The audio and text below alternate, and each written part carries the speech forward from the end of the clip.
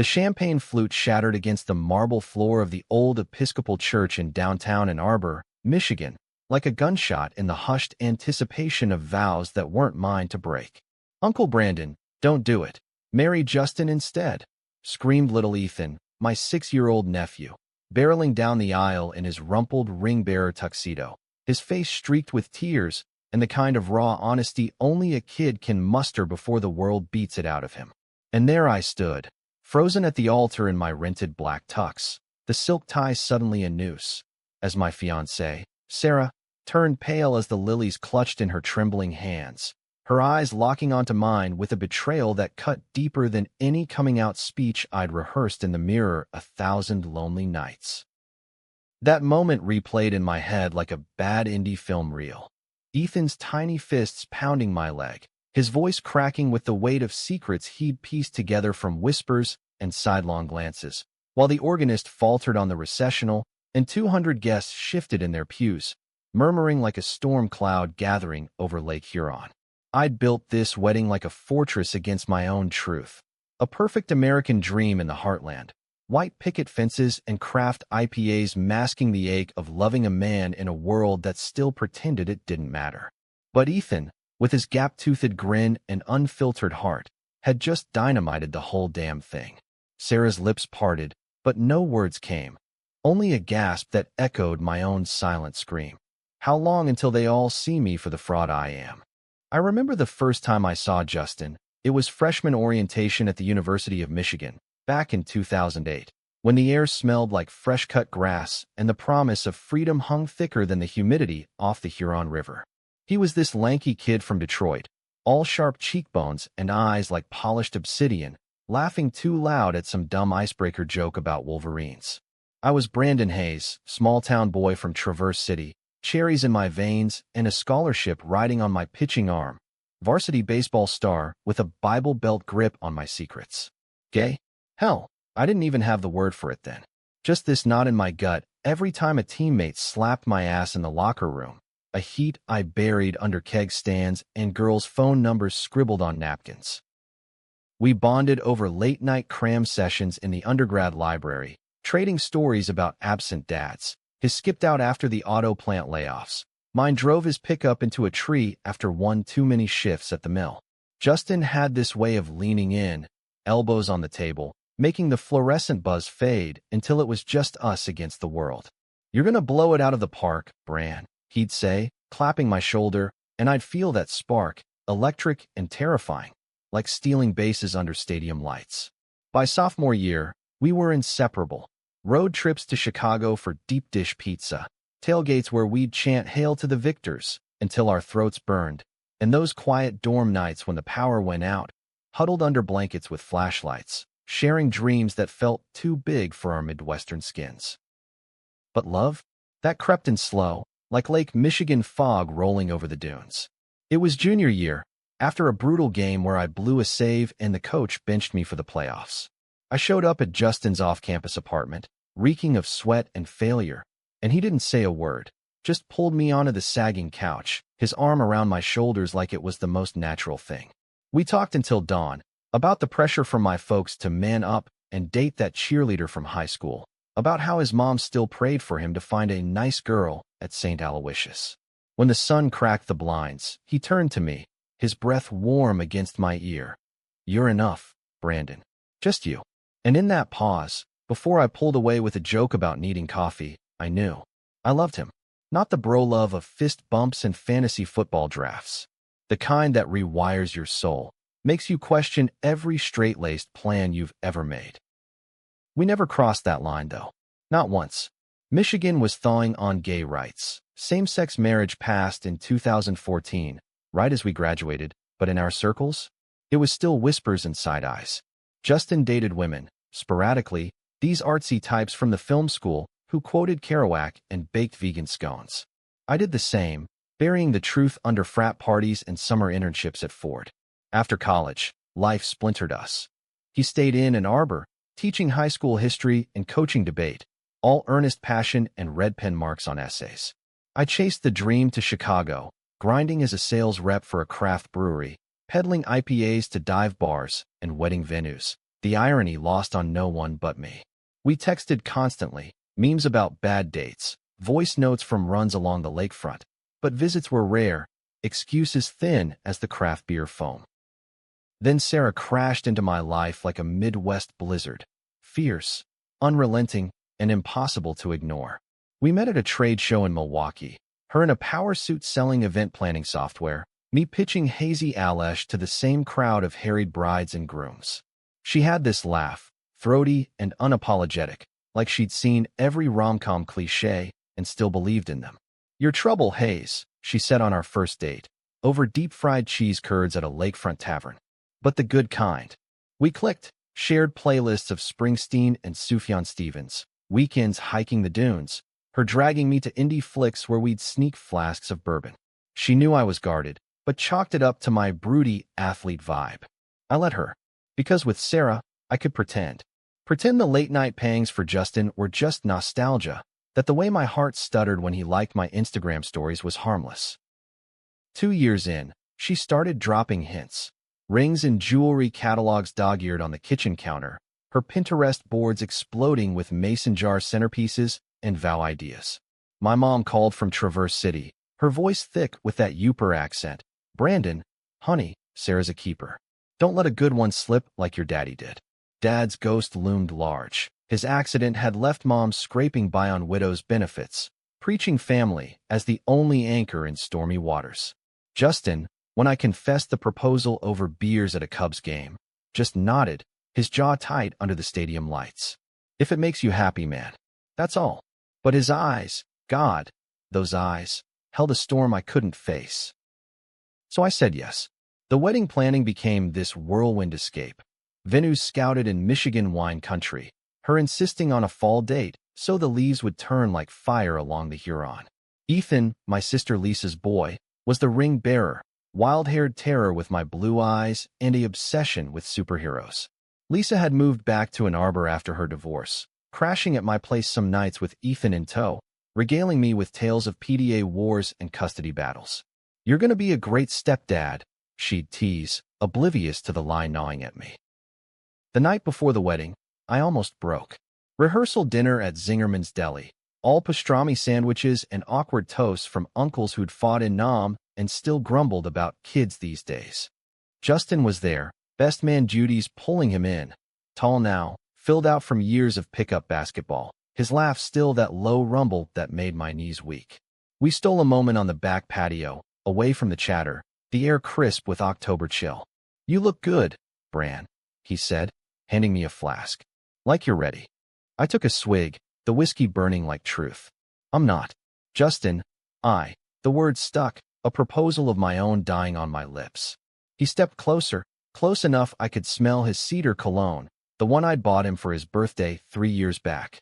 "Say it," he whispered, his hand brushing mine. But Lisa called us back in, Ethan tugging at his sleeve with a plastic lightsaber, and the moment shattered like that champagne glass would the next day. Wedding morning dawned gray, rain pattering the windows of the Huron Hotel where I'd holed up solo. Superstition, Sarah said, but really, I needed space to breathe. I stared at my reflection in the steamy mirror after a scalding shower, towel low on my hips, tracing the faded tattoo on my ribs, a wolverine claw, inked with Justin during a drunken spring break in Florida. What the hell am I doing? The phone buzzed, Mom's text, "Proud of you, son. Make it official." Then Justin's, "See you at the altar." Break a leg. No emojis. Just that. The church smelled of polished oak and candle wax, stained glass filtering the drizzle into fractured rainbows on the pews. Guests trickled in, Sarah's corporate friends from Chicago, my brewery buddies nursing hangovers, Lisa fussing over Ethan's bow tie in the vestibule. I stood at the side altar, heart hammering like a fastball against a catcher's mitt, Pastor Reynolds murmuring last-minute counsel about commitment in trying times. Trying times. Yeah. Then the organ swelled, canon in D, Sarah's pick, and she appeared at the end of the aisle, radiant in ivory lace, her auburn hair pinned with baby's breath, arm looped through her dad's. She was beautiful, the kind of woman who turned heads at farmers' markets and made you believe in forever. Our eyes met, and she smiled. That soft, knowing curve that had convinced me I could do this. The walk seemed eternal, each step echoing my doubts, until she reached me, handing off her bouquet, whispering, "We got this." Pastor Reynolds began, "Dearly beloved." Vows queued up in my throat, rehearsed to numbness. Rings exchanged, hers a simple gold band, mine heavy as guilt. Then Ethan, fidgeting at the front with the velvet pillow, suddenly bolted. Not a stumble, but a full sprint, dodging flower girls, crashing into my legs with a wail that sliced the sanctuary silent. "Uncle Brandon, don't do it. Marry Justin instead."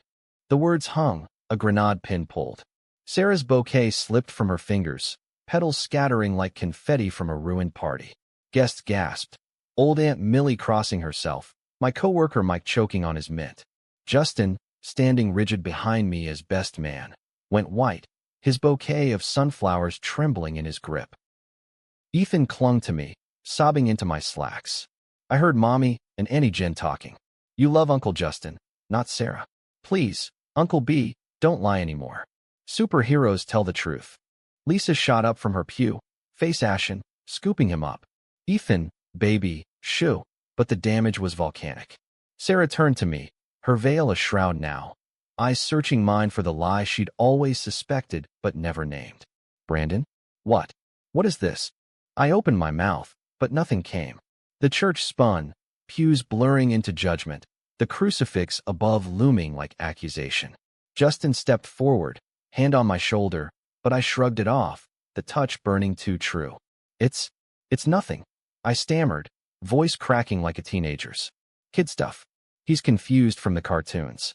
But Sarah's face crumpled, not in anger, but something worse, pity. "Confused? Or is this why you flinch when I touch you at night? Why you stare at your phone like it's a lifeline?" Her voice rose, raw, drawing murmurs like flies to honey. Pastor Reynolds cleared his throat, but the moment had fractured us all. In that chaos, as Lisa dragged Ethan out back, his cries echoing down the hall, "I just want you happy, Uncle B." I felt the walls close in.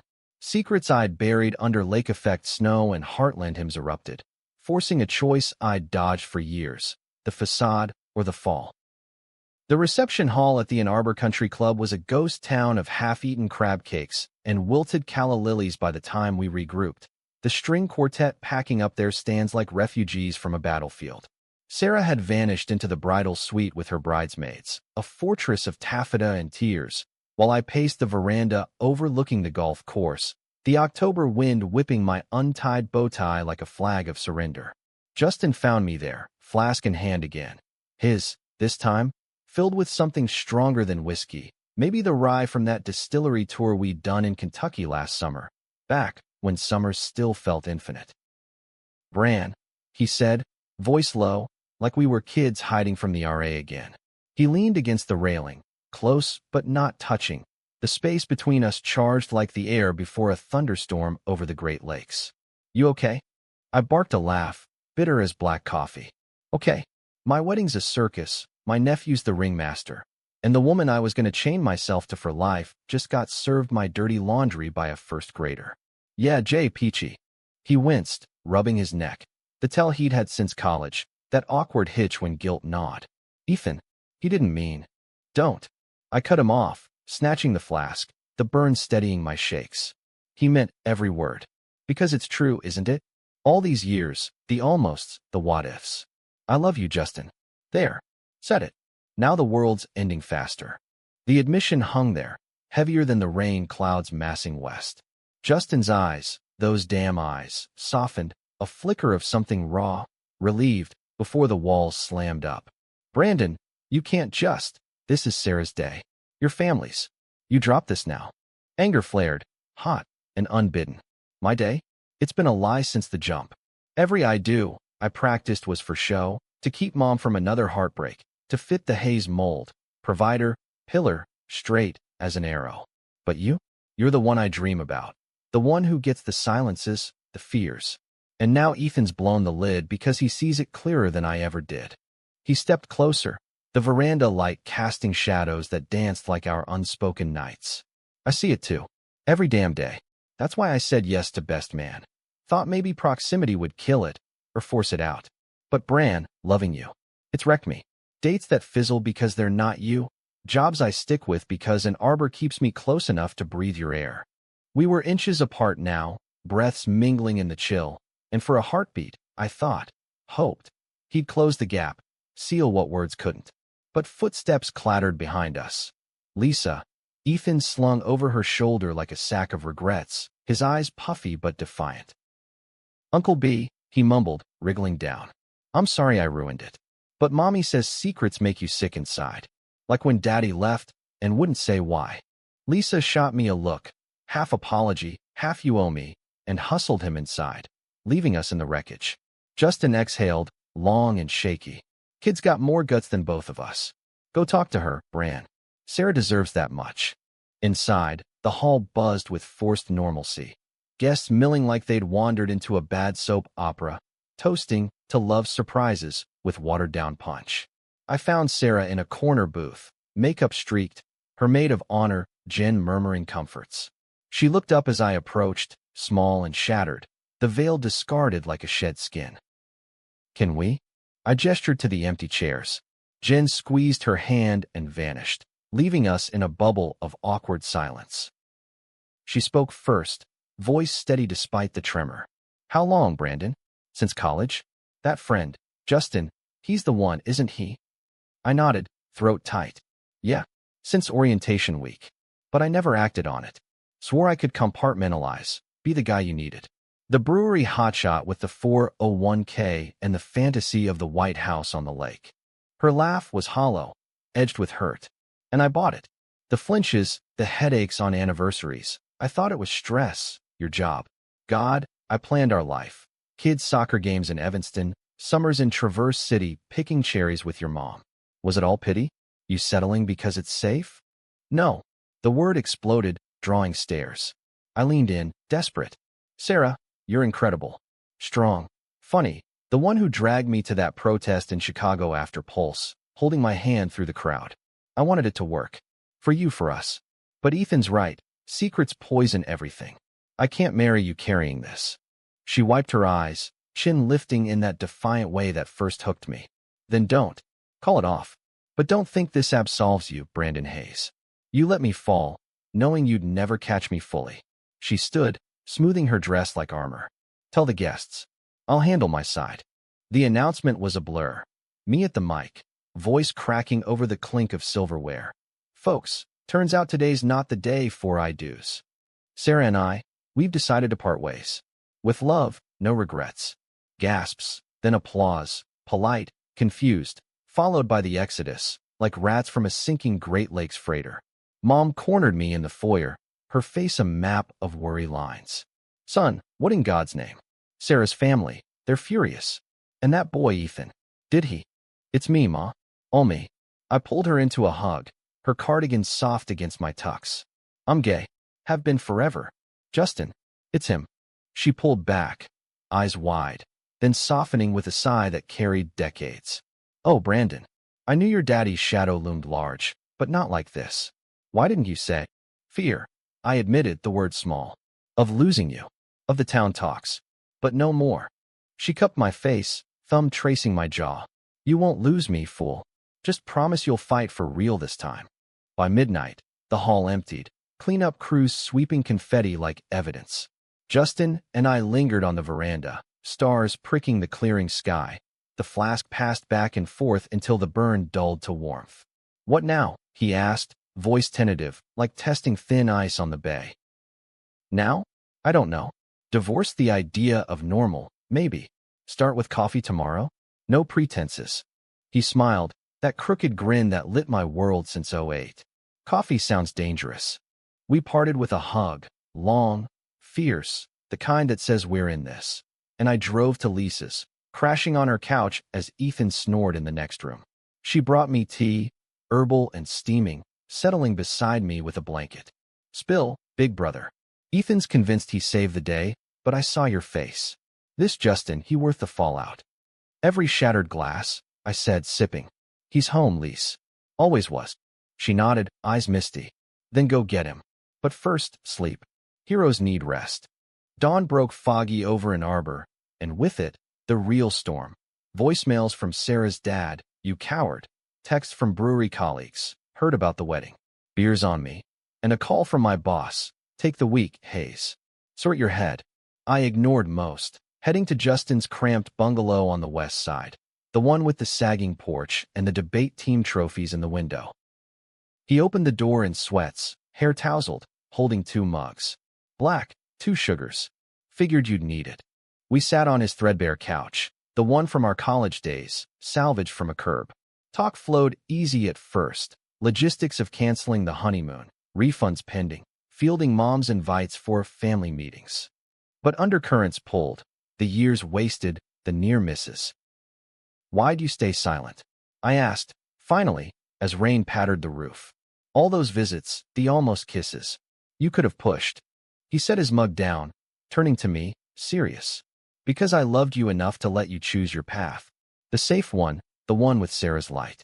But seeing you up there, Bran, reciting vows like a death sentence, it killed me. Ethan's chaos. Best gift ever. I reached for his hand then, tentative, our fingers lacing like puzzle pieces long separated. No more safe. Just us. His squeeze was answer enough, but words followed. Us. Messy real us. That afternoon blurred into evening, cooking spaghetti in his galley kitchen, arguing over garlic bread recipes, mine Michigan style, his Detroit spicy, laughing until sides ached. But as night fell, shadows crept, a knock at the door, insistent. Sarah stood there, coat clutched tight, eyes red-rimmed, but resolute. I need to see you both. Now. Sarah's entrance into Justin's living room felt like an invasion from another life. Her coat dripping rain onto the faded Persian rug, the scent of her Chanel No. 5 clashing with the garlic haze from dinner. She glanced between us, noting our linked hands on the couch, and something in her posture shifted, not defeat, but a steeling, like a lawyer prepping cross-exam. Can I sit? This isn't a scene from a bad Hallmark movie. I come in peace. Justin gestured to the armchair, ever the host, while I untangled my fingers from his, the loss immediate and cold. Sarah, save it, Brandon. She perched on the edge, elbows on knees, direct as a Chicago wind.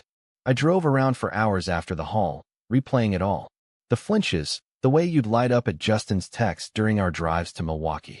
Jen always said you had to tell. That faraway look. I ignored it because I loved the version of you that showed up. But Ethan's bomb. It clarified everything. Guilt twisted like a knife. I'm so sorry. For the hurt, the waste. She held up a hand, sharp. Don't apologize for being gay, idiot. Apologize for the cowardice. For letting me build castles on sand.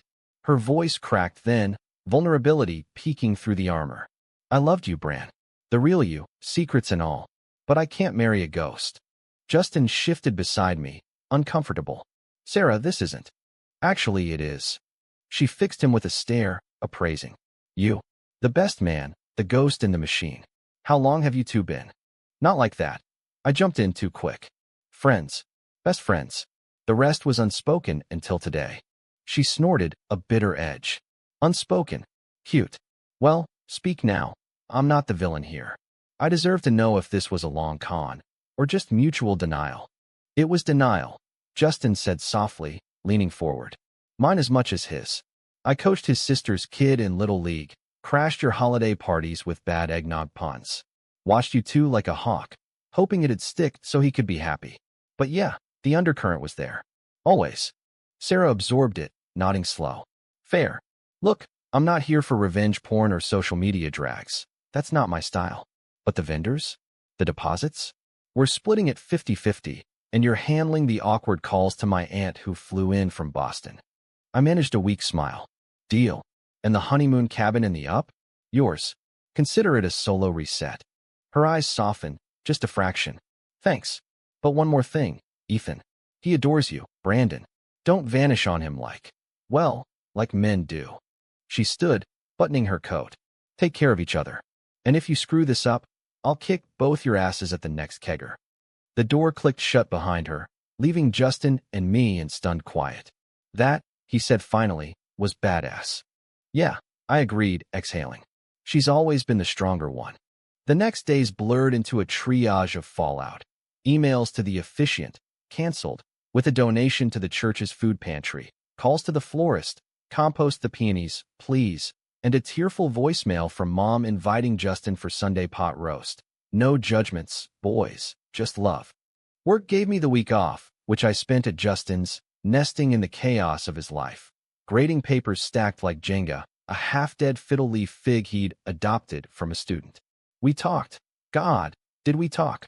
Unpacking the baggage like customs agents at O'Hare. Flashbacks hit hardest in the quiet moments. Like the summer of 2012, Obama endorsing marriage equality, us glued to Justin's TV with beers, toasting to us, someday. Or 2016, election night, huddled in my Chicago apartment as results rolled in, his head on my shoulder, whispering, "This country's fracturing, Bran. Don't let it break us too." We danced around it then, attributing the tears to the news, not the ache of what we denied. "Why the closet?" Justin asked one night, as we walked the Huron River Trail, leaves crunching underfoot like brittle memories. Fog rolled off the water, muting the joggers and dog walkers. Traverse City wasn't that bad. Pride flags at the Cherry Festival now. I kicked a pebble into the current. Dad. His rants about the gays ruining baseball, how the Lions would win if America straightened up. After he died, Mom leaned on church ladies who quoted Leviticus like weather reports. And me? The golden boy pitcher, college scouts sniffing around. Coming out meant torching it all. Easier to swing for the fences in the straight lane. He stopped, turning me to face him, hands gentle on my arms. And me? I stayed because Ann Arbor's liberal, sure, rainbow crosswalks, ally stickers on every Prius. But high school kids? They still get bullied, come to me with stories that echo ours. I teach history to show them progress, but living it?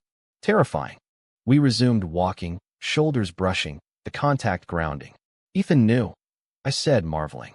Little dude pieced it from what? Cartoons. Justin chuckled. And us. The way I ruffle your hair longer than uncles should, or how you crash on my couch after fights with Sarah, looking wrecked. Kids see truth adults blind ourselves to. Back home, Lisa texted, Ethan wants Uncle Jay for movie night. Bring popcorn. We did, Spider-Man. Into the Spider-Verse, Ethan's pick, piled on her living room floor with blankets and microwave kernels.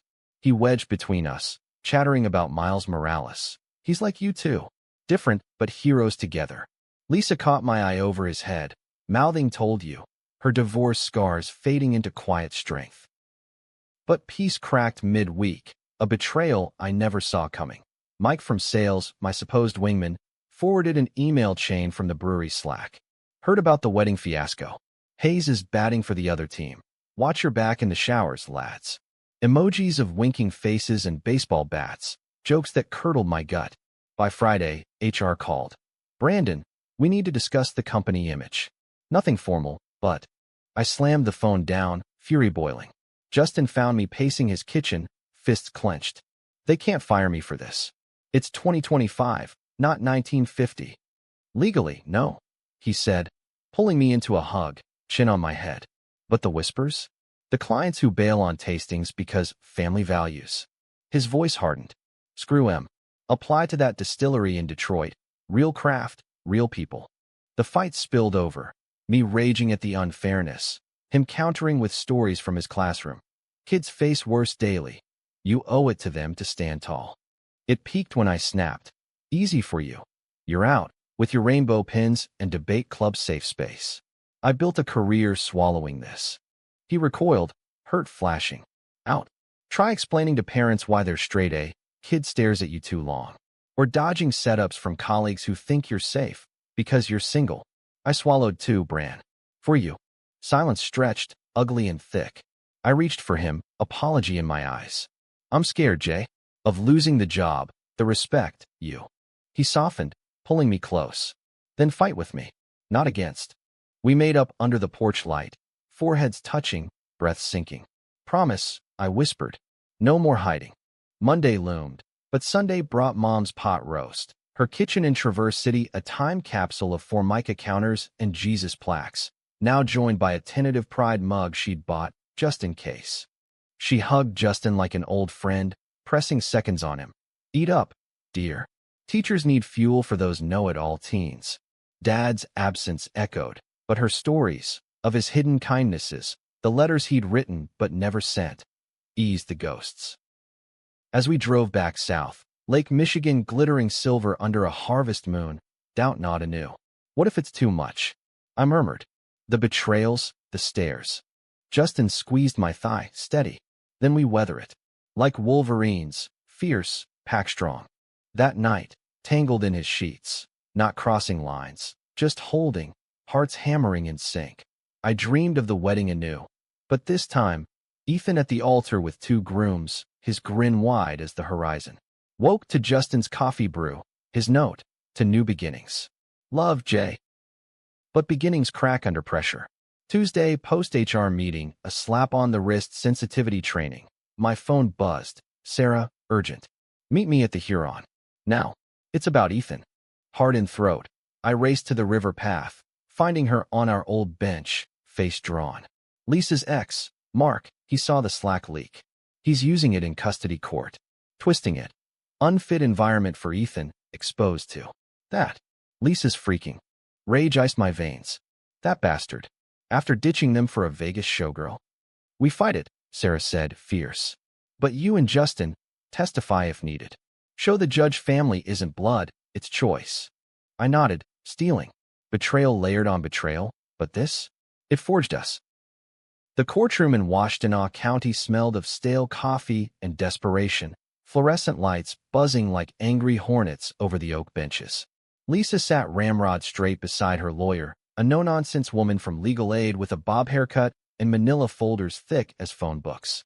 Ethan played quietly in the annex with a court-appointed sitter, oblivious to the war over his world, superheroes on his tablet, while adults diced his future with legalese. Mark, her ex, slouched across the aisle in a cheap suit, his shark of an attorney preening with motions to suppress irrelevant character evidence. I'd prepped for days, Justin drilling me on answers, Sarah texting pep talks from her new temp gig in Chicago, channel that pitcher fire, Bran. Mom called nightly, her voice a lifeline. You're the rock, son, like your daddy wished he could be. But standing there, hand on the Bible, facing the judge, a stern woman with glasses perched like a hawk's beak. I felt exposed, raw as Lake Superior pebbles. Mr. Hayes, the attorney began, oily smooth. You were recently involved in a public incident at your wedding. Care to explain to the court how that reflects on your sister's household? I swallowed, glancing at Lisa, her nod subtle, fierce. The wedding didn't happen because I came out as gay. My nephew, Ethan, overheard family talks and spoke up. It was chaotic, yeah, but honest. And it saved me from a lie that would have hurt everyone more. Murmurs rippled. Mark smirked. So, you're in a relationship with Mr. Ellis here? He gestured to Justin, seated behind me, his tie the one I'd knotted that morning, navy, steadying. Yes, partners. And Ethan's known Justin since diapers, movie nights, Little League. He's family. The cross-exam dug deep. Isn't it true your coming out caused professional backlash? Instability that could affect the child? Backlash happens. I shot back, voice even. But stability? That's Lisa's love, every bedtime story and school pickup. Mark bailed for blackjack tables. We show up. The judge's gavel cracked later, ruling in Lisa's favor. Supervised visits for Mark, full custody hers. The court values truth over facades, she intoned. And as we spilled into the hall, Ethan launched into Lisa's arms, chattering. Did we win, Mommy? Like the Avengers? We did, Bug. She hugged me next, tears hot. Couldn't without you. Justin clapped my back outside, under a sky bruising purple. Pitcher's got his fastball back. Sarah met us at a dive bar that night. Zingerman's Roadhouse, ironic full circle, her treat with divorce, wings, and local brews. To fractured fairy tales, she toasted, clinking bottles. Jen beside her, arm looped possessive, hinted at her own fresh start. We laughed, the kind that stitches wounds. Stories of wedding mishaps retold as legend, Ethan's quips canonized. But climax brewed unseen, a week later, in the quiet domesticity we'd carved. Justin's bungalow felt like ours now, my toothbrush in the holder, his history books mingled with my sales binders. We'd settled into rhythms. Morning runs along the river, him quizzing me on civil rights dates over eggs. Evenings debating craft cocktails, his Negroni to my old-fashioned. Intimacy built slow, reverent, no rush, just hands held during the crown marathons, forehead kisses that lingered. The betrayal struck via email, innocuous at first, from an old college teammate, now a recruiter in Detroit. Heard you're out, Hayes. Congrats? But that distillery gig? Pulled. Cultural fit issues. Attached, screenshots of the Slack chain, amplified on a craft beer subreddit. Ex-brew rep comes out, Tank's wedding. Queer drama in the aisles. Comments vicious, predator in the industry, ruined a good woman. I hurled my laptop across the room, screen cracking against the wall.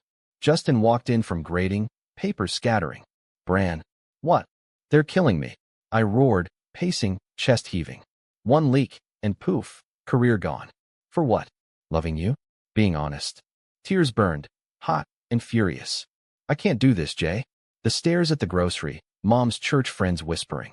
Ethan's school, what if they pull him from playdates? He crossed the room, arms enveloping, but I shoved back, wild. Don't. You'll get dragged too. Tenure review, parents complaining. I ruin everything I touch. Stop. His voice cut through, firm, hands cupping my face. You didn't ruin Sarah. You freed her. The job? We'll pivot, teach with me, start a food truck, hell, cherry pick in Traverse City. But this? He pressed our foreheads together, breath ragged. This is us. The hard one part. If you run now, what was Ethan's chaos for? I sagged against him, sobs racking. Scared I'll lose you to the fallout. Never. His kiss, first real one, soft, sealing, tasted of salt and promise. We're the climax, Bran. Messy, unexpected. But ours. Resolution unfolded in ripples. Mom rallied her quilting circle for a care package. Jerseys, local jams, a note. Proud of my boys. Lisa hooked me with a buddy at a queer-owned cidery in Ferndale, interview pending. Sarah texted wedding refund splits, plus an invite. My remarriage? You're both invited. No rings this time. Justin's principal greenlit a guest lecture on Stonewall for his classes, kids wide-eyed and questioning. Fall deepened, leaves a carpet of crimson along the Huron, and we marked 6 months with a drive to the dunes, sand whispering under tires, Lake Michigan vast and forgiving. Ethan scampered ahead, collecting treasure rocks, while we lagged, hands clasped. Regrets? Justin asked, wind tousling his hair. None. I pulled him close, the water's roar drowning doubts. Just this. You, me, the kid's unfiltered truth. Human as hell, but home. He smiled, that obsidian spark, to many more interruptions. And as the sun dipped, painting us gold, I knew, love isn't the altar or the aisle. It's the run-in, the shatter, the rebuild. Fractured, fierce, forever American.